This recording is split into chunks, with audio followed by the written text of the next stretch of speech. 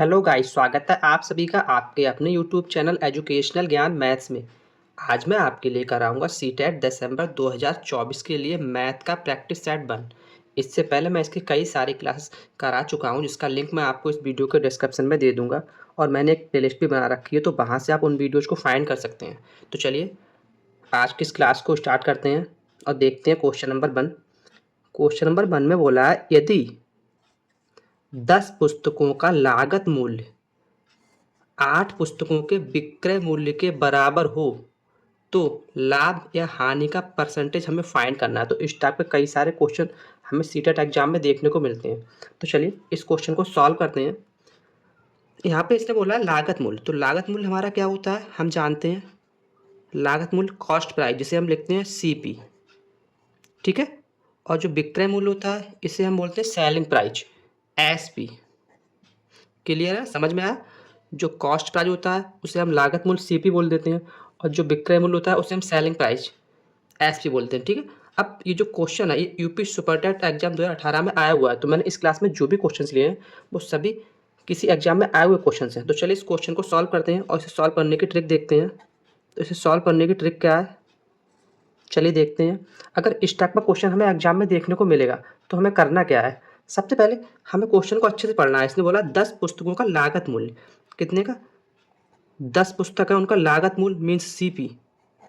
10 पुस्तकों का लागत मूल्य क्या बोला है, बराबर है किसके, 8 पुस्तकों के विक्रय मूल्य के। तो 8 पुस्तकों के विक्रय मूल्य क्या है, एसपी, ठीक है। क्वेश्चन में जो इसने बोला है वो हमने यहाँ पे अच्छे से लिख लिया। इसने बोला 10 पुस्तकों का लागत मूल्य 8 पुस्तकों के विक्रय मूल्य के बराबर है, तो ये हमने यहाँ पे इक्वेशन बना ली। अब यहाँ से अगर हम एसपी अपॉन सीपी फाइंड करेंगे, इस एसपी के अपॉन में अगर सीपी लेके आएंगे, ठीक है, तो क्या होगा, इधर 10/8 हो जाएगा, क्योंकि इस 10 के अपॉन में 8 आ जाएगा। यहाँ से फिर सॉल्व करेंगे तो हमें क्या मिल जाएगा, 2 से काटेंगे, 2 पंजे 10 और 2 चौक 8 मीन्स 5/4। अब यहाँ से हमें कॉन्सेप्ट देखना है। कॉन्सेप्ट क्या है, ये जो नीचे मिला है हमें, ये सीपी मिला है और ये मिला है 5, ये एसपी मिला है। मीन्स हमने कोई चीज़ 4 रुपये में खरीदी थी और उसे 5 में बेचा। कोई वस्तु हमने 4 रुपये में खरीदी, उसे 5 में बेचा, तो हमें प्रॉफिट कितने का हुआ, एक का क्या हुआ, प्रॉफिट। समझ में आया। कोई चीज़ हमने 4 रुपये में खरीदी और उसे 5 रुपये में बेचा, तो हमें प्रॉफिट कितने का हुआ, 1 यूनिट का। अब निकालना हमें क्या है, परसेंटेज। परसेंटेज प्रॉफिट निकालना है, क्योंकि उसने परसेंटेज पूछा है। तो मैंने आपको जो प्रीवियस वीडियो कराई है उनमें बता रखा, अगर हमें कभी भी परसेंटेज प्रॉफिट निकालना है तो जो हमें प्रॉफिट हुआ है उसको ऊपर लिखेंगे, अपॉन में क्या लिखते हैं, अपॉन में सीपी लिखते हैं। हम हमेशा प्रॉफिट सीपी पे निकाल दो। सीपी कितना है, 4, इंटू परसेंटेज में निकालना तो 100 से करा देंगे मल्टीप्लाई। अब जब से सॉल्व करेंगे तो हमें क्या मिलेगा, 4 और 25, क्योंकि 25 चौका हो जाएगा, तो 25% क्या हुआ है, प्रॉफिट। 25% क्या हुआ, प्रॉफिट, जो क्या हुआ हमारा इस क्वेश्चन का answer option number C. Clear है, समझ में आया ना। चलिए नेक्स्ट क्वेश्चन देखते हैं। क्वेश्चन नंबर 2, इसमें दिया है, यदि a+b बराबर 7 तथा ab बराबर 12, क्या बोला है, a+b बराबर 7 तथा ab बराबर 12 हो तो a² + b² का क्या मान होगा, ये हमें फाइंड करना। तो इस टाइप पे हमें कई सारे क्वेश्चन सीटेट एग्जाम में देखने को मिलते हैं। तो मैंने इस क्लास में जो भी क्वेश्चन लिए हैं वो सभी प्रीवियस ईयर क्वेश्चन लिए। तो चलिए इस क्वेश्चन को सॉल्व करते हैं। यहाँ पे इसने बोला a+b बराबर 7, क्या बोला है, a+b बराबर 7, ठीक है। और जो सेकंड हमें टर्म दी है वो दी है ab बराबर 12, ठीक है। हमें फाइंड क्या करना है, a² + b²। तो यहाँ पे इसकी जो ट्रिक है वो मैं आपको बताता हूँ, क्योंकि एग्जाम में आपको ट्रिक से ही क्वेश्चन को सॉल्व करना है। अगर आपको ऐसे कोई मिलता है, हमें a+b के टर्म में कोई इक्वेशन दी है और a×b के टर्म में इक्वेशन दी है, और हमसे जो पूछा है वो प्लस की टर्म में पूछा है। क्या पूछा है, प्लस की टर्म में, a² + b², मतलब बीच में प्लस है, ये हमसे पूछा। तो हमें करना क्या होता है, जो a+b दिया है, a+b कितना 7 दिया है, इसका करेंगे स्क्वायर। डायरेक्ट एक लाइन में इसका मैं आंसर आपको बताऊंगा। जो हमें a+b में दिया है उसका करेंगे स्क्वायर, और इसमें से माइनस कर देंगे जो a×b दिया है उसको 2 गुना करके, 2 × 12। समझ में आया क्या किया मैंने। अगर आपसे ए स्क्वायर प्लस बी स्क्वायर पूछा है और ए प्लस बी और ए इंटू बी दिया है, तो क्या ट्रिक होती है, जो ए प्लस बी के बराबर में दिया है उसका हम स्क्वायर करेंगे और उसमें से माइनस कर देंगे जो ए इंटू बी दिया है उसको 2 गुना करके। तो यहाँ पे कितना हो जाएगा 49 माइनस 12 दूनी 24। तो जब इसे सॉल्व करेंगे तो हमें क्या मिल जाएगा, 9 में से 4 जाएगा 5 और 4 में से 2 जाएगा 2, कितना मिलेगा 25, जो क्या होगा हमारा इस क्वेश्चन का आंसर ऑप्शन नंबर ए।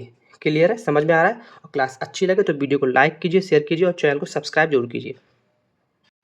चलिए नेक्स्ट क्वेश्चन देखते हैं। क्वेश्चन नंबर 3 दिया है, एक परीक्षा में 94% छात्र पास हुए, क्लियर है, और 33 छात्र फेल हुए, तो परीक्षा में कितने छात्र सम्मिलित हुए, ये हमें फाइंड करना है। अच्छा क्वेश्चन है और ये यूपी सुपरटेट एग्जाम में आया हुआ क्वेश्चन है। तो इस क्लास से आपके लिए सीटेट की तो तैयारी हो ही रही है, उसके साथ साथ आपके यूपी सुपरटेट की भी तैयारी चल रही है। तो चलिए इस क्वेश्चन को सॉल्व करते हैं।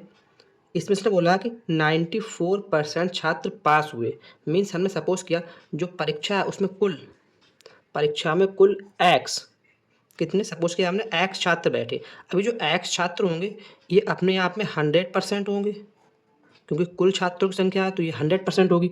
अब इसमें से इसने बोला 94% जो छात्र हैं वो पास हो गए, तो 94% छात्र जब पास हो जाएंगे तो फेल कितने हुए, फेल हो गए 6% छात्र क्या हुए, फेल, अनुत्तीर्ण। क्लियर, समझ में आया मैंने क्या किया, मैंने सपोज किया यहाँ पे कुल एक्स स्टूडेंट इस परीक्षा में बैठे जो खुद के 100% थे, इसमें से 94% तो पास हो गए, तो फेल कितने हुए 6% फेल हो गए। अब इसने बोला, हमने बोला 6% फेल हुए, बट ये बोल रहा है नहीं 33 छात्र फेल हुए हैं। तो चलिए यहाँ से सॉल्व करते हैं। इसने बोला जो एक्स छात्र थे, ठीक है, हमने यहाँ पे जो निकाला कि एक्स छात्र के 6%, तो परसेंटेज हटाएंगे अपॉन में 100 आ जाएगा।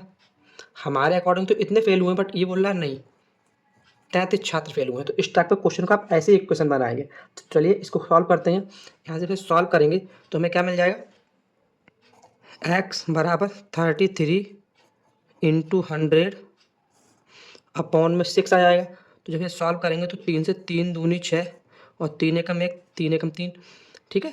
अब यहाँ से 2 से काटेंगे तो 50 आ जाएगा, ठीक है, यहाँ पे 50। अब जैसे सॉल्व करेंगे तो सॉल्व करके हमें यहाँ पे क्या मिल जाएगा, 11 जीरो का 0 और 11 पंजे 55, मीन्स x बराबर 550 छात्र कुल के आते इस परीक्षा में शामिल हुए। तो ऑप्शन नंबर बी क्या हो जाएगा हमारा इस क्वेश्चन का राइट आंसर। क्लियर है ना। आज की इस क्लास में मैंने जो भी क्वेश्चन लिए वो सभी इंपॉर्टेंट क्वेश्चन लिए, तो क्लास के साथ लास्ट तक बने रहिएगा। तो चलिए नेक्स्ट क्वेश्चन देखते हैं। क्वेश्चन नंबर 4, इसमें से बोला निम्नलिखित आंकड़ों को आरोही क्रम में व्यवस्थित किया गया है, यदि आंकड़ों की माध्यिका 63 हो तो यहाँ पे एक नहीं एक्स होगा, तो एक्स की वैल्यू हमें फाइंड करनी है, एक्स का मान क्या होगा ये हमें फाइंड करना है। अच्छा क्वेश्चन है और ये भी यूपी सुपरटेट एग्जाम 2018 में आया हुआ क्वेश्चन है। तो चलिए इस क्वेश्चन को सॉल्व करते हैं। यहाँ पे इसने बोल दिया है कि जो आंकड़े दिए हैं वो आरोही क्रम में असेंडिंग ऑर्डर में लगे हुए हैं, इसे हमें दिख भी रहा है 29, 32, 48, 50 इस तरह से, ठीक है। अब यहाँ पे इसने माध्यिका दी है कितनी 63 है, तो यहाँ पे अगर हम माध्यिका देखते हैं कैसे निकालेंगे, अगर आगे से हम काउंट करते हैं 1 2 3 4, अब यहाँ पीछे से काउंट करें तो 1 2 3 4, मतलब 4 टर्म हमने आगे से छोड़ दी और 4 टर्म पीछे से छोड़ दी, ठीक है। अब बची क्या, यहाँ पे 2 टर्म बची हैं, क्योंकि कुल 4 और 4 8 तो 10 इवन नंबर है, तो हमें इन दो की जो 5th और 6th वाली टर्म है इन दोनों के बीच वाली जो टर्म है वो हमारी माध्यिका होगी। तो हम क्या करते हैं, ट्रिक क्या है, कॉन्सेप्ट क्या है, वो आप यहाँ पे सीख लीजिएगा। इसी तरह से आप सॉल्व करें, कभी माध्यिका का आपको क्वेश्चन मिले आप आगे से जितनी संख्या काटेंगे उतनी संख्या पीछे से काट लें, बीच में जो बचेगा उनको ऐड करके डिवाइड बाय 2 कर दें। अब यहाँ पे बचा क्या, x प्लस 2, इनको डिवाइड 2 से करें क्योंकि हमें माध्यिका निकालनी है, बट इसने हमें दे दिया माध्यिका कितनी 63 है, तो इसके बराबर कर देंगे। यहाँ से फिर सॉल्व करेंगे तो x और x 2x हो जाएगा प्लस 2, और ये 2 जब इधर आएंगे तो क्या हो जाएगा 3 दूनी 6 और 6 दूनी 12, 126।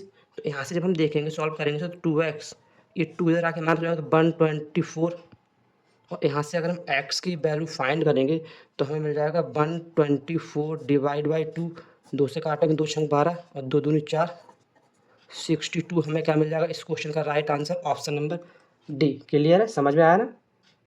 चलिए नेक्स्ट क्वेश्चन दिया है क्वेश्चन नंबर 5। एक चतुर्भुज के 3 कोण समान हैं तथा चौथा कोण 75 डिग्री का है, तो समान कोणों की माप हमें फाइंड करनी है। तो चलिए अच्छा क्वेश्चन है, इस क्वेश्चन को सॉल्व करते हैं।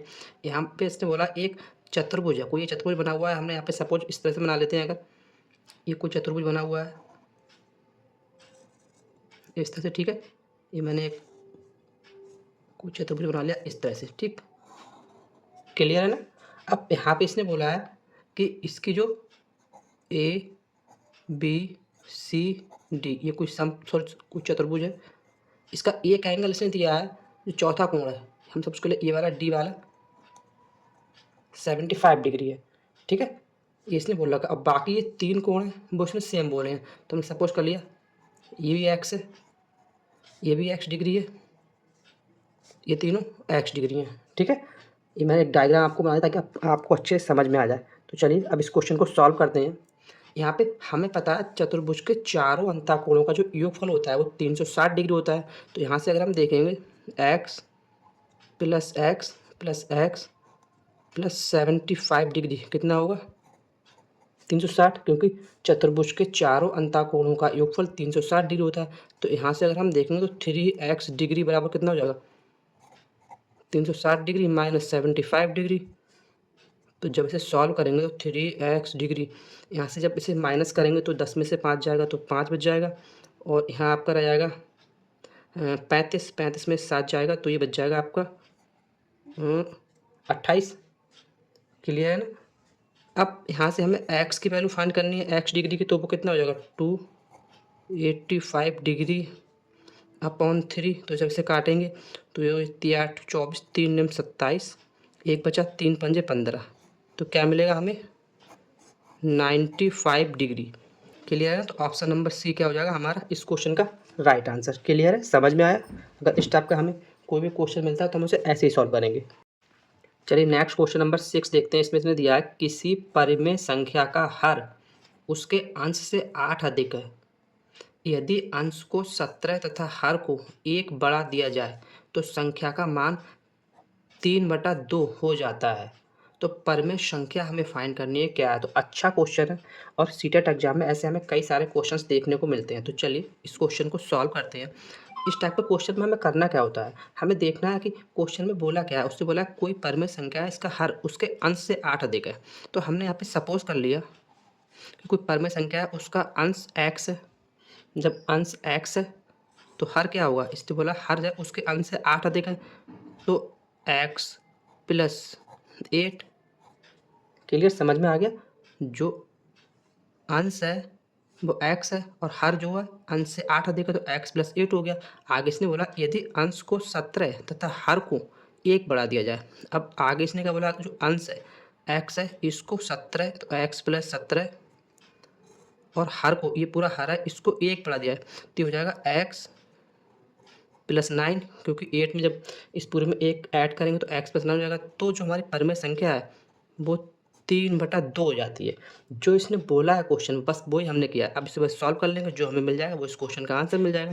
तो इसकी क्रॉस मल्टीप्लाई कराएंगे तो यहाँ से 2x प्लस 17 दूनी 34, और यहाँ से 3x प्लस 9 3 27, ये मिलेगा ना। यहाँ से बस सॉल्व करेंगे तो इस 2x को जब इधर लाएंगे तो हमें x बराबर क्या मिल जाएगा, 34 माइनस 27, क्योंकि 27 को इधर लेके आएंगे और 2x को इधर लेके आएंगे तो यहाँ से जब इसे सॉल्व करेंगे तो x की वैल्यू हमें क्या मिल जाएगी, 34 में 27 आएंगे तो ये 4 और 3 7 मिल जाएगी। x बराबर हमें क्या 7 मिल गया। बट ये हमारा आंसर नहीं है, ये आंसर नहीं है, क्योंकि जो हमने टर्म मानी है, जो भिन्न मानी है, जो परिमेय संख्या मानी वो तो ये मानी x/8। तो यहाँ से जब इसकी वैल्यू पुट करेंगे तो x यहाँ पर 7 और x प्लस 8, तो x 7 और 8 15, तो 7/15 हमारा क्या होगा इस क्वेश्चन का right answer option number B. Clear है? समझ में आ गया ना? चलिए नेक्स्ट क्वेश्चन नंबर 7 देखते हैं। इसमें इसने दिया है यदि a/b बराबर 3/4 तथा b/c बराबर 6/7 हो तो a/b/c हमें फाइंड करना है। तो चलिए इस टाइप के क्वेश्चन भी हमें एग्जाम में देखने को मिलते हैं। चलिए इस क्वेश्चन को सॉल्व करते हैं। यहाँ पे इसने दिया है a/b बी क्या दिया है 3:4 और बी रेशियो सी जो दिया है 6:7। इस टाइप के क्वेश्चन में हमें देखना क्या होता है, हमें देखना होता है कि ये जो दोनों टर्म दिए हैं इसमें क्या कॉमन क्या है। तो यहाँ पे जो बी है, बी दोनों में, दोनों रेशियो में कॉमन है। बट तो हम यहाँ भी देखते हैं बी की वैल्यू यहाँ तो 4 है बट यहाँ 6 है, तो बी की वैल्यू सेम नहीं है। तो हमें क्या करना है, जब यहाँ बी सेम है तो ये भी वैल्यू हमें सेम करनी पड़ेगी। तो सेम करने के लिए हम क्या करेंगे, इस पूरे टर्म के लिए अगर हम यहाँ पे मल्टीप्लाई करा देते हैं 3 से और इसे जब मल्टीप्लाई कराएंगे 2 से, समझ में आएगा। जब इसको मल्टीप्लाई 3 से कराएंगे, इसको मल्टीप्लाई 2 से कराएंगे तो 3 3 9, 3 चौक 12 हो जाएगा। तो चलिए यहाँ पे से देखते हैं ए रेशियो बी हमें क्या मिल जाएगा 3 3 9 और 3 चौक 12 और बी रेशियो सी क्या मिल जाएगा हमें 6 दूनी 12 और 7 दूनी 14। अब क्या हुआ, हमारा बी की वैल्यू सेम हुई। हमें बस ये देखना है कि बी की वैल्यू हम सेम कैसे कर सकते हैं। अब हमें निकालना क्या है, A ratio B ratio C. तो चलिए यहाँ से हमें मिल जाएगा, कितना हो जाएगा 9 रेशियो 12 रेशियो 14, जो क्या होगा हमारा इस क्वेश्चन का answer option number A. Clear है, समझ में आ गया ना। नेक्स्ट क्वेश्चन नंबर 8 दिया है, समकोण त्रिभुज की परिमाप 24 सेंटीमीटर है। यदि इसके विकर्ण की माप 10 सेंटीमीटर है तो समकोण त्रिभुज का एरिया हमें फाइंड करना है। अच्छा क्वेश्चन है और इस टाइप का क्वेश्चन आने के एग्जाम में काफ़ी पॉसिबिलिटी है। तो चलिए इस क्वेश्चन को बहुत ही ध्यान से देखना है। इसने बोला त्रिभुज कैसा है, समकोण त्रिभुज है। तो चलिए हम यहाँ पे एक समकोण त्रिभुज ड्रॉ करते हैं, ये इस तरह से। अच्छा क्वेश्चन है, इस टाइप का क्वेश्चन एग्जाम में आते हैं। ये कोई समकोण राइट एंगल ट्रायंगल हो गया, ठीक है। यहाँ पे इसने सपोज कर लिया ये ए बी सी, ठीक है, ये हमारा 90 डिग्री है। क्लियर है, समझ में आ रहा है। अब इसने बोला कि इसका जो परिमाप है वो 24 सेंटीमीटर है। तो हमने सपोज कर लिया यहाँ पे इसकी जो बी सी है, जो ये बी सी, ये एक्स है, ठीक है, बी सी एक्स है। इसने विकर्ण दे रखा है 10 सेंटीमीटर है, ये एक्स सेंटीमीटर है। तो ये हमारी ए बी क्या बचेगी, जब ये 10 थी तो ये दोनों 14 बचने चाहिए। अब ये हमें बी सी पता है एक्स है, तो ये कितनी आ जाएगी 14 माइनस एक्स। समझ में आया कॉन्सेप्ट। अब इसको हम जब यहाँ से सॉल्व करेंगे पाइथागोरस थ्योरम लगा के, तो क्या मिल जाएगा हमें, अगर यहाँ पे हम लगाएंगे tan का स्क्वायर, मतलब tan हाइपोटेनस का स्क्वायर बराबर होता है परपेंडिकुलर का स्क्वायर प्लस बेस का स्क्वायर। तो यहाँ से बराबर में क्या मिल जाएगा हमें, ये बेस हमारा x square plus 14 minus x का स्क्वायर। क्लियर है, समझ में आया मैंने क्या किया, ठीक है। अब इसको सॉल्व करेंगे तो हमें क्या मिल जाएगा, दाएं के 100 मिल जाएगा, यहाँ एक्स स्क्वायर प्लस इसे हम करेंगे तो 14 196 196 प्लस एक्स स्क्वायर माइनस 14 दूनी 28, क्योंकि 2a भी होता है 28 एक्स। समझ में आया। अब यहाँ से वैसे हम सॉल्व करेंगे तो x square plus x square ये हो जाएगा 2 x square minus 28 x plus 196 minus 100, क्योंकि 100 भी इस साइड आएगा बराबर में 0 हो जाएगा। तो यहाँ से फिर सॉल्व करेंगे तो कितना मिल जाएगा 2 एक्स स्क्वायर माइनस के 28 एक्स और प्लस के 96 बराबर 0। अब जब हम इसको 2 से डिवाइड करेंगे तो क्या मिल जाएगा x square minus 14 x plus ये 2 चौक 8 1 और 2 8 16। अब इसका हमें क्या करना है फैक्टर। तो चलिए इसके फैक्टर करते हैं, देखते हैं। एक्स स्क्वायर माइनस ये हमारा हो जाएगा 14 एक्स है तो ये हो जाएगा 8 छंग 48, तो ये हो जाएगा 8 एक्स और 6 एक्स प्लस 48 बराबर में 0। समझ में आ गया यहाँ पे ना। अब सॉरी यहाँ पे माइनस होगा, क्योंकि माइनस माइनस गुणा प्लस में आती है। अब यहाँ से जब से हम सॉल्व करेंगे तो क्या मिलेगा, एक्स यहाँ से कॉमन आ जाएगा तो यहाँ क्या मिल जाएगा एक्स माइनस 8, यहाँ से माइनस का 6 कॉमन आएगा तो यहाँ क्या हो जाएगा एक्स माइनस 8 बराबर 0। अब यहाँ से अगर देखेंगे तो हमें मिल जाएगा एक्स माइनस 8 और दूसरा मिल जाएगा एक्स माइनस 6 बराबर 0। मीन्स एक्स की हमें वैल्यू मिल जाएगी 8 और एक एक्स बराबर 6, मीन्स दो वैल्यू हमें मिल गई, एक एक्स बराबर 8, एक एक्स बराबर 6। अब बेस अगर हम बेस को 8 मानते हैं तो ये कितना हो जाएगा, 6 हो जाएगा। अगर ये हम 8 मानते हैं तो ये 6 हो जाएगा। निकालना क्या है इसका एरिया, तो एरिया क्या होता है, एरिया होता है 1/2 बेस इंटू परपेंडिकुलर, ये होता है ना। तो 1/2 बेस कितना 8, परपेंडिकुलर कितना 6। सॉल्व करेंगे तो क्या मिलेगा, 2 चौक 8 और 6 चौक 24 सेंटीमीटर स्क्वायर। यहाँ पे स्क्वायर कर ले, ठीक है। ये क्या होगा हमारा इस क्वेश्चन का answer, option number B. Clear है, अच्छा क्वेश्चन है, लेंदी नहीं है, बट आपको थोड़ा सा इस पर ध्यान देना है। नेक्स्ट क्वेश्चन नंबर 9 दिया, यदि साधारण ब्याज पर रखा कोई धन 25 वर्षों में स्वयं का 2 गुना हो जाता है तो ब्याज की वार्षिक दर, हमें रेट फाइंड करना है, क्या है। तो इस टाइप का अच्छा क्वेश्चन है और इस टाइप के क्वेश्चन हमें एग्जाम में देखने को मिलते हैं। और अगर आपको ऐसा क्वेश्चन एग्जाम में मिले तो आपको करना क्या है, सिंपल सी इसकी ट्रिक है जो आप अपने माइंड में रखिएगा। इसने बोला कोई धन है, हमने सपोज कर लिया 100 रुपये कोई धन था, कितने टाइम में, 25 वर्ष, ये ईयर है, ये मूलधन हो गया प्रिंसिपल। 25 वर्ष में स्वयं का 2 गुना हो रहा है, मतलब 100 था, स्वयं का 2 गुना हो गया 200 हो गया, ये क्या हमें मिल गया अमाउंट। क्लियर है, कोई मूलधन था 100 रुपये, वो 25 वर्ष में स्वयं का 2 गुना हो रहा है, मूलधन था तो अमाउंट 200 बन गया। अब यहाँ पे रेट सॉरी एसआई जो हमें इंटरेस्ट था साधारण ब्याज वो कितना मिला, ये अमाउंट था, अमाउंट माइनस प्रिंसिपल क्या मिलता है हमें एसआई। तो 200 में जब 100 जाएगा तो कितना, 100 हमारा क्या होगा साधारण ब्याज। निकालना क्या, रेट निकालना। तो चलिए यहाँ से हमें पता है एसआई बराबर क्या होता है, पी आर टी अपॉन 100, ये होता है ना पी आर टी अपॉन 100।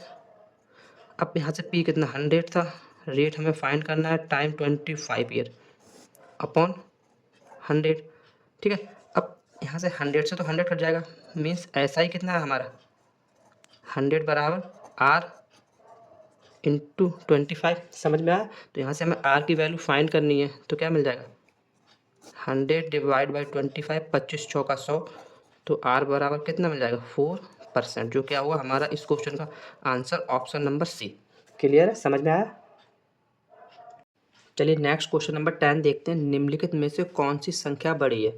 ये भी यूपी सुपरटेट एग्जाम में आया हुआ क्वेश्चन है। हमें क्या संख्याएं क्या दी हैं, 1/2 की पावर 1/2 और दूसरी हमें दी है 1/3 की पावर 1/3, ठीक है। तो इस टाइप के क्वेश्चन में अगर हमें संख्याओं में कंपेयर करना हो तो हम करते क्या, हम इनकी जो पावर है, ये जो पावर है इसको सेम करते हैं। तो पावर को हम सेम कैसे कर सकते हैं, अगर हम इसे लिख लें इस तरह से अंडर रूट में 1/2, ठीक है। क्या लिखा हमने, अंडर रूट में 1/2 लिख सकते हैं क्योंकि ये हाफ पावर है। तो इसको क्या हम ऐसे लिख सकते हैं 1/2 की पावर अगर हम यहाँ 3 लगा दें और की होल पावर यहाँ पे अगर हम लगा दें क्या 1/6, बात तो यही है, चीज़ तो यही है ना ये वाली, क्योंकि अगर ये 3 ऊपर आएगा 3 एकम 3, 3 दूनी 6, ये होगा ना। तो अब इसे हम सॉल्व करेंगे तो 1/8 की होल पावर 1/6, ये तो हमने इसे सॉल्व किया। अब अगर हम इसे देखते हैं किसे 1/3 की पावर 1/3, तो इसे हम लिख सकते हैं यहाँ पे क्यूब में 1/3। तो इसी की तरह आज हम इसे लिखेंगे तो ये लिख जाएगा 1/3 की होल पावर 1/3 की पावर अगर हम यहाँ पे लिखते हैं 2 की होल पावर 1/6, समझ में आया आपके लिए। अब यहाँ से अगर हम काटेंगे तो 2 एकम 2, 2 3 6, हमें ए वाली टर्म मिल जाएगी। ये हमने क्यों किया, यहाँ पे इसकी होल पावर ऊपर की पावर को सेम करने के लिए। तो इसे देखेंगे तो 1 और 3 तियाँ 9 की पावर 1/6। अब हमें ये 2 टर्म मिल गई, एक तो ये मिल गई, ठीक है, और एक टर्म हमें ये मिल गया। इन दोनों में कौन सी बड़ी है, 1/8 या 1/9। हम जानते हैं यहाँ पे 1/8 जो वो बड़ी है 1/9 से, 1/8 1/9 से बड़ी है क्योंकि पावर दोनों की सेम है। तो इससे हम क्या कर सकते हैं कि 1/2 की पावर 1/2 ये क्या बड़ी होगी 1/3 की पावर 1/3 से, ठीक है। तो ऑप्शन नंबर ए क्या हो जाएगा हमारा इस क्वेश्चन का राइट आंसर। क्लियर। तो इस टाइप के क्वेश्चन भी हमें एग्जाम में कभी कभी देखने को मिलते हैं।